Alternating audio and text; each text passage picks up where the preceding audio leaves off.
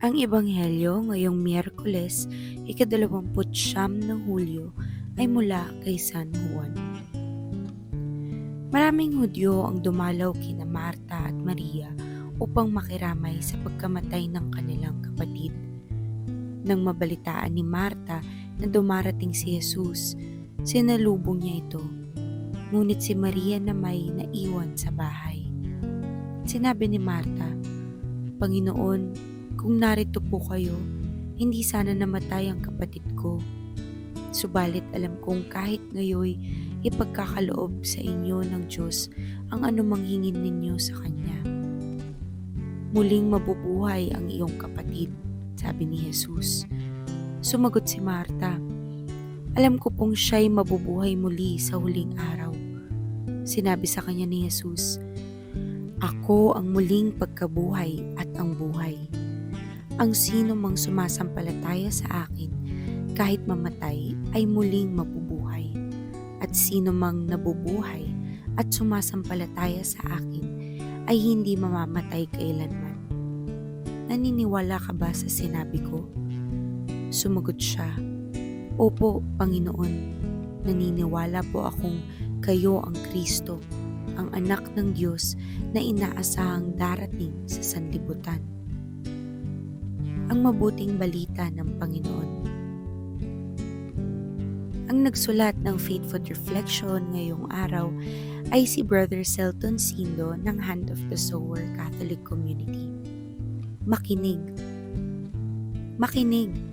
Ito ang signature ID or campaign ng Radio Veritas 846.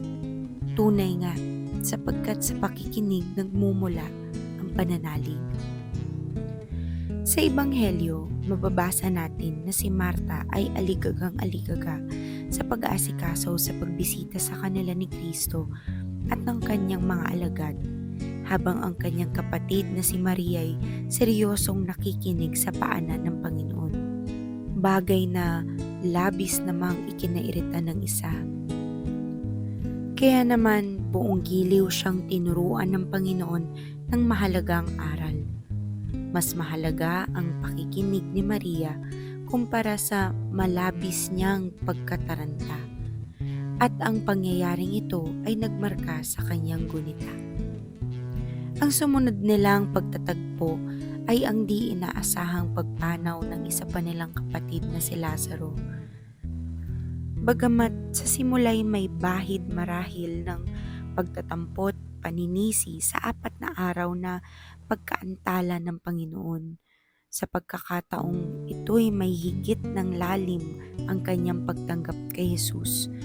Natuto na nga siyang makinig sa mga sandaling iyon at hindi na nga niya pinangunahan ang kalooban ng Panginoon. Natuto na siyang makinig at sa muling pagkabuhay ay lubusang manalig. At nagbunga nga ito sa muling pagbuhay ni Kristo sa kapatid niyang si Lazaro. Sa kapistahan ni Santa Marta, Maria at Lazaro, hilingin natin ang pamamagitan nila sa panalangin upang ang Panginoon ay lubos nating pakinggan, paglingkuran at mahalin. Manalangin tayo.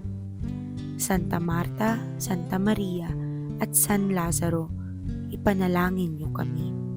Sa ngalan ng Ama at ng Anak at ng Espiritu Santo. Amen.